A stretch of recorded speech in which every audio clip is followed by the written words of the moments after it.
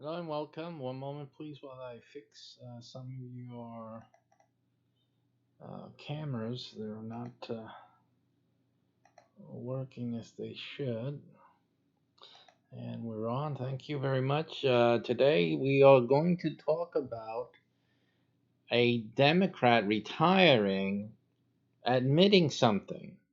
What he admits to is not totally right, but it gives us a glimpse into truth. He has it's I'm gonna break it. We're gonna bring it home, and bring it up and take it apart to see the points, valid points that he sees with understandable bias. Remember, we are people of people. There is bias. You have to break things apart. Try to separate the bias from the true things that are being said. And in this case, let's go to the screen. It's a CNN article, CNN Politics here. So let's go and take a look at this article um, from the point section, I guess, with Chris Celiza. I'm sorry if I got the name wrong, but he's a CNN editor at large for Wednesday, December 4th, 2019. A retiring House Democrat just nailed what's wrong with our politics. That's the name of the article. And Representative Denny Hick's announcement Wednesday that he is retiring from Congress at the end of the year was worth noting, but not terribly interesting. How the Washington Democrat did it with a Medium post that detailed in often searing terms his frustrations with a broken political system is a lot more newsworthy. And so they're making the point, like we're doing today, is in exactly what he said. Here's a part of what he said. He says, "In the spirit of complete openness, part of me is also discouraged. The countless hours I have spent in the investigation of Russian election interference, which is something that he spent, countless hours, and the impeachment inquiry have rendered my soul weary." And with his soul, now I'm adding, with his soul being wearied, also that of the American people. Realize that this whole process is taxing. Why? This is the thing that you have to ask yourself. This is supposed to be an impeachment inquiry or an impeachment process. Now, the Congress has been through this before. It was done with Clinton, right? Bill Clinton. It was done with Nixon. Okay, so they've been through this before. It's just not like something that Congress hasn't ever done before. I mean, it does it like it does everything else. Why is it that this representative calling it quits in his political career, he's tired? Why is he saying that his soul is weary, and weary not due to the business of the Senate, but due to the countless hours spent on the Russian investigation and the impeachment inquiry? And this has rendered his soul weary. Okay, you see, if he's a Democrat. This is a Democrat writing this, is stating this. It should render his soul, great. It should be great for him, trying to bring the truth out of what's really going on. Why should that be a weary thing? It it can only be weary on a person's soul when something is wrong with the way it's being done. Because when things are done for justice, in the name of justice, it should be a valiant thing. It's of a brave soul, a hero, in fact. But here we see that this Democrat saying, you know what, what does this whole thing do to him? It's really tired him out. And that's really sad. I mean, if there's any truth to this thing, what they're doing, if there's any righteousness to it, why should you feel weary? So, to be honest, let's be honest.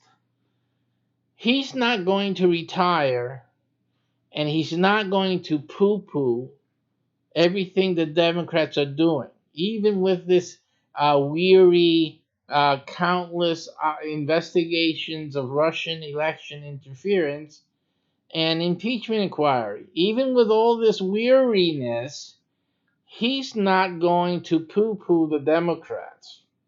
He's a Democrat himself. But where I give him credit, though, because we understand, we can. But where we give him credit is at least pointing out that he is weary. His soul is weary. With that, he says it all. He doesn't have to point fingers. He doesn't have to, come out with saying there's nothing here. All he has to have said was that his soul is weary. His soul is weary. And what did he say? He says he is discouraged. Discouraged. Hey, your boys are in the mix, man. They're doing justice. They're doing righteousness. You don't hear that. You hear that he is discouraged. And let's look at more. I mean, he's not going to tear down the Democrat. Don't expect him to tell you what's really going on. He's still going to make it about Trump. He's still going to talk badly about Trump. He's towing the line. But he's telling his peers, you know what? I am tired of what we all are doing. Look what he says in his own words.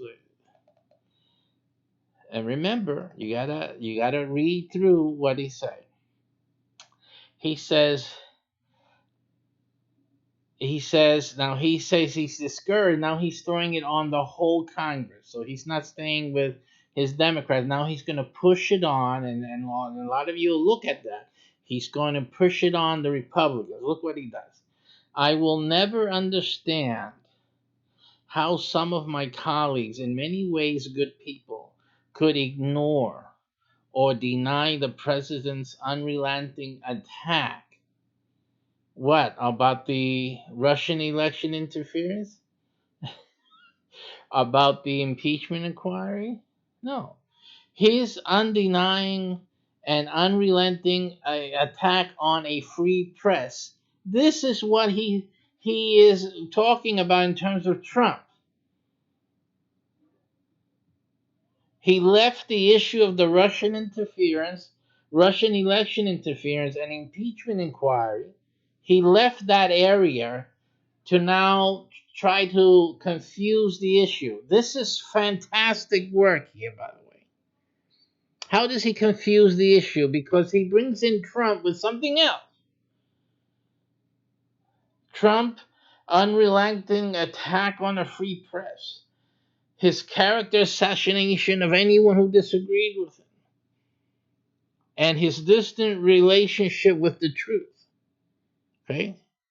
He did not talked about the Russian election interference and the impeachment inquiry, which in fact is what rendered his soul weary.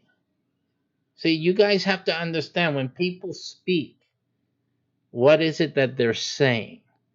Because anyone reading this quickly would say, oh, it's just this Trump thing. This Trump thing has this guy retired from this whole mess because of Trump. You see what Trump is? That's what most of the people that don't have reading comprehension would do. And most of the professors out there that do have reading comprehension to some degree or another would be in denial as to what he's actually saying.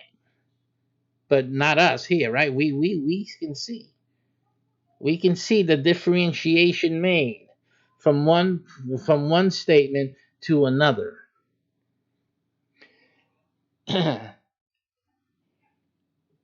As has been observed, however, to some degree, he is a symptom and not the cause, or at least the only cause.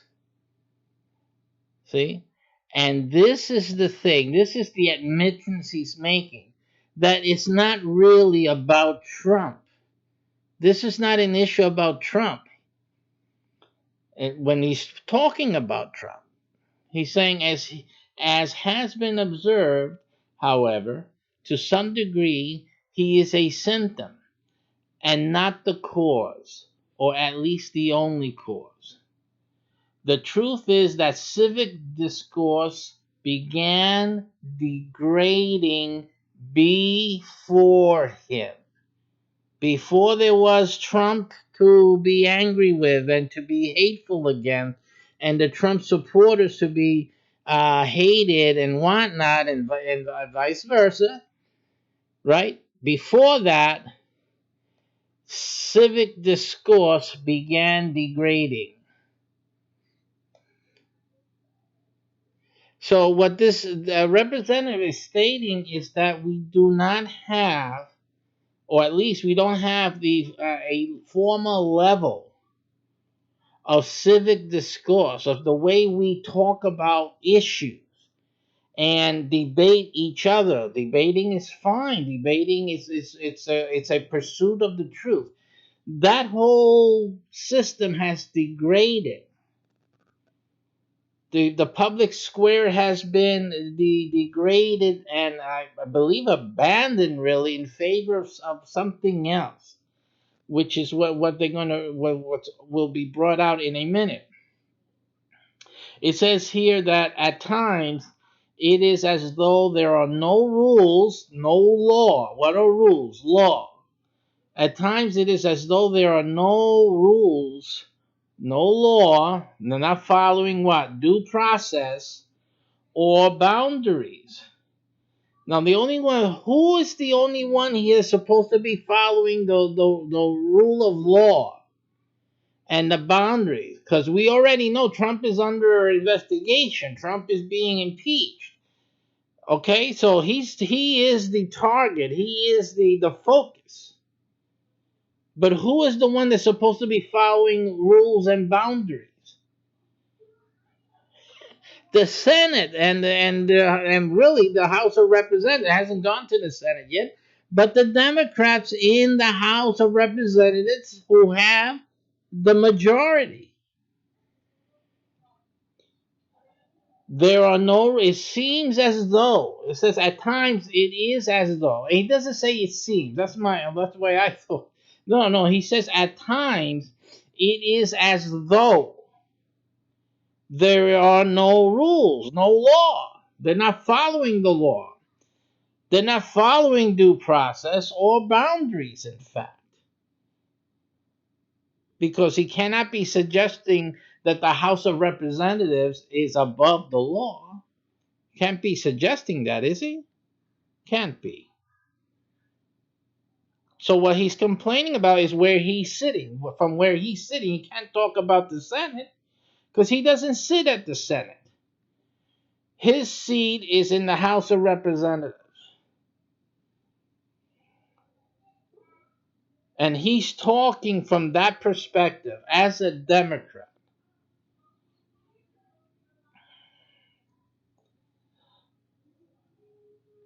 The text here in bold, it looks like I think it is bolding is mine. Is the writer of this article who is Chris's writing is the one in bold. But what he's pointing out is what he sees in what the representative's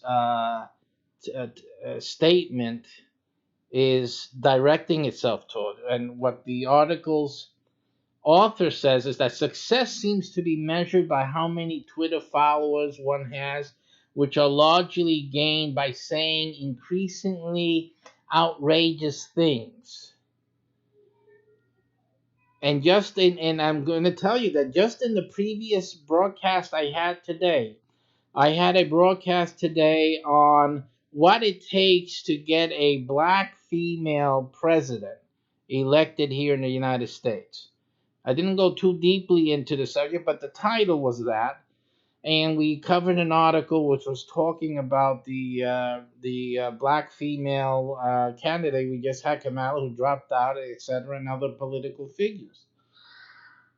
And it hit the highest views that I've had, I believe, in a long while.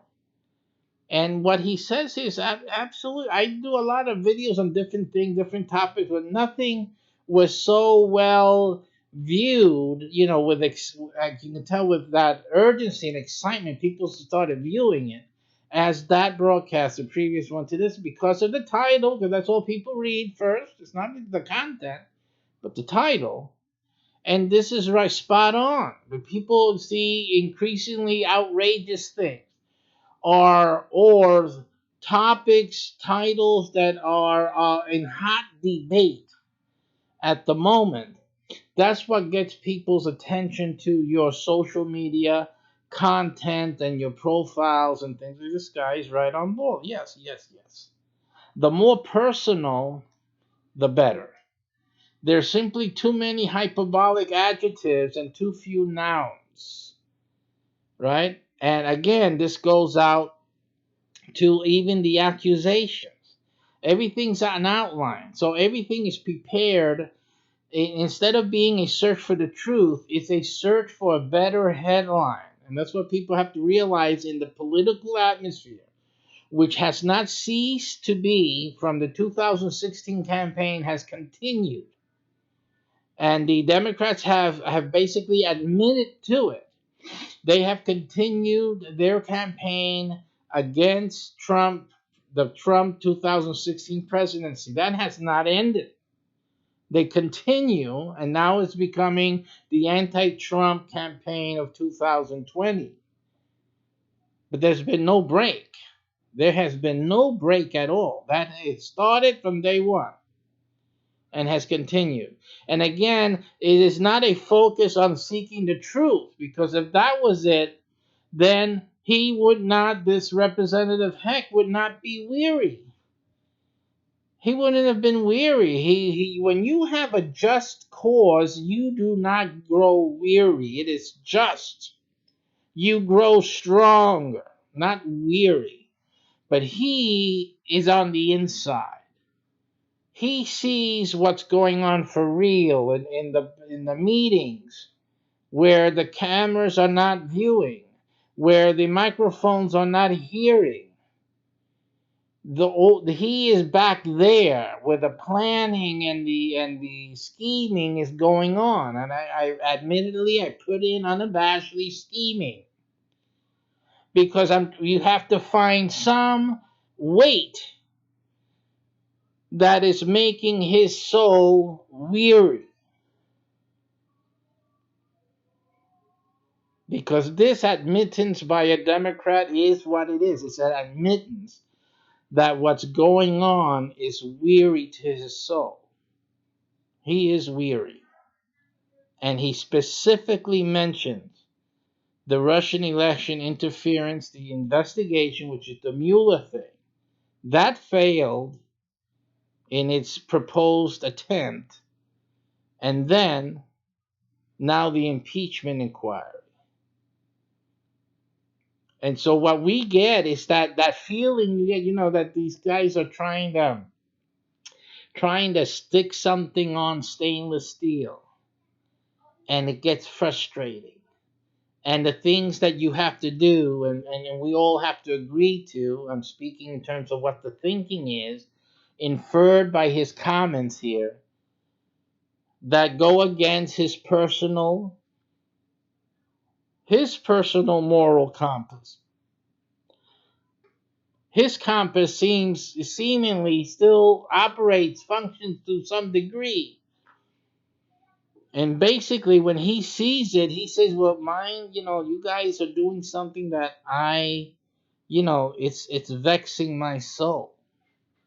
It really has me concerned of what you guys are trying to do. and what the ramifications are going to be. Many things. I'm not trying to read his mind. I'm just reading what he says, and understanding, comprehending what would make a person say these words. The author continues to say, civility is out. And you all you have to do is try to present some reason to some people. This doesn't even have to do with politics only. I get this with apologetics. Trying to ask someone who believes in what they believe, religiously speaking, and asking them, hey, tell me why you think this is the truth. Give me reasons so that I can believe with you. Basically, when I deal on religious matters online or I don't debate for that reason. I'm asking, I'm inquiring. I'm not here to debate. I will only debate on reason. You tell me 2 plus 2 equals 5. I'm going to say, but can we count these fingers? And how can we count the two? 1, 2, and then 3, 4. Can we can you see that? That's where my debate is. It's not that what you believe is wrong. I'm just saying that the reasoning that you're believing what you're believing is not right. The 2 plus 2 equals 4. It does. So that's where my debate. So I'm hated greatly. They hate me a lot for pointing out that 2 plus 2 equals 4. And 2 plus 2 equals 4, what you believe in is not the truth. It can't be right because it goes against 2 plus 2, the math. It goes against. It can't be right. I know you believe it. I know hundreds and thousands of people believe that, but the math doesn't work with it. And simply and those are the things they hate me every time I come into a discussion. Oh my goodness, here he comes again. So here we, and this is also, it's the matter of the time. That's the issue, is that all of this is happening. It has to do with the times we live in, the way people are carrying out in the public discourse. They say discord, but it's the public or civil discourse on many topics, including politics. It says here, compromise is out. Although when you're dealing with a person's reputation, it shouldn't be compromise. It just should be facts, period. There should be no compromising there. All or nothing is in, and that's what he's saying and that's what the author has added to Hick's statements. And to finish for this, um, I'm looking for the final statement here. It says here that it says, and voters have reacted in kind.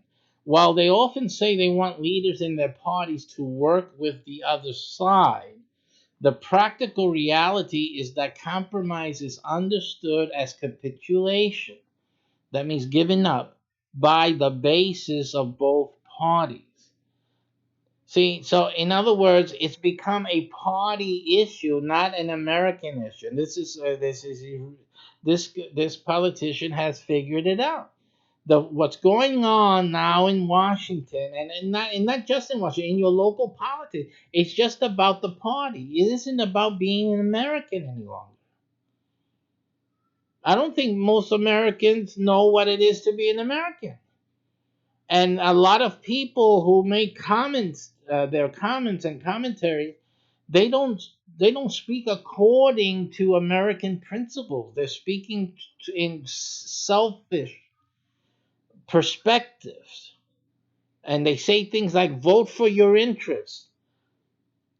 So that means that we're voting for our interests over the Constitution. It's no longer an issue of the preservation of the Constitution, of the Bill of Rights, which is what defines America and to be an American. They want to throw the whole thing out. This is the problem. This is what's happening. It's part of, I don't want to get into another topic of immigration or anything, but a lot of it has to do with bringing in so many and not educating in terms of what it is to be an American, and the many coming in not desiring to learn what it is to be an American either.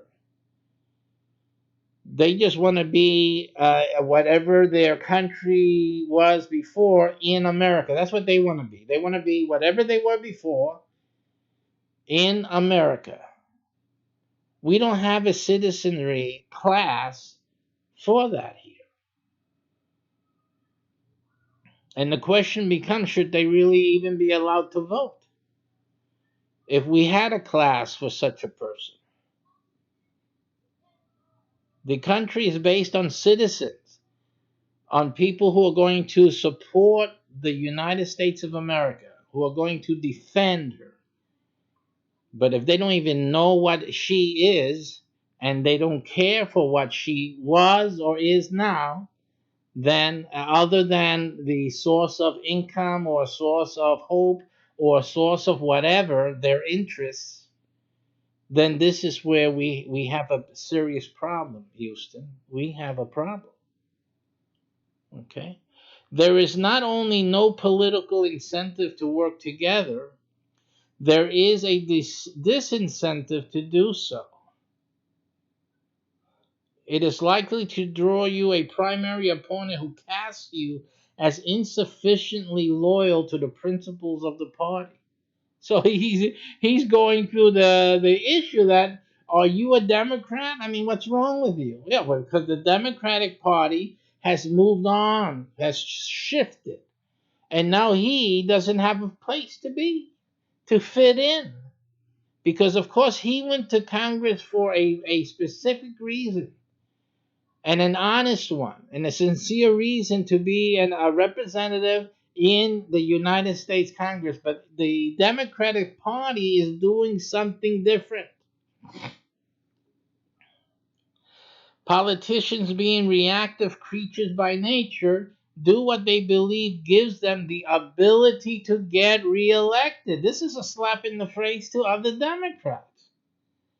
You guys are doing and saying anything to get you elected. 40 acres and a mule, right there. Boom, take it. Liars. And I'm sad about you black Americans continuing to support a party that is abusive to you from its inception, abusive to you, and still lying to your face. Why are you supporting the Democrat Party? I thought, well, I'd like to know. Lying to you. There's another one offering each of you money, even paying for your vote. It's outrageous. And you guys soaking it up like if it's a suntan. What a shame. Stay in a pack and avoid taking literally any risk, like working with someone who believes differently. Like working for, helping someone on the other side of the aisle, like working together with the Republicans to do something for the country. Well, like that.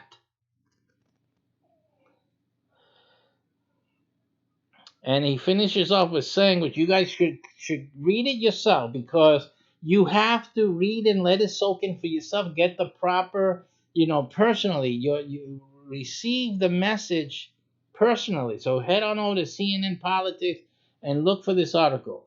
Heck is saying in this powerful retirement announcement is that getting reelected by strictly adhering to the demands of the Democratic Party just isn't worth it anymore.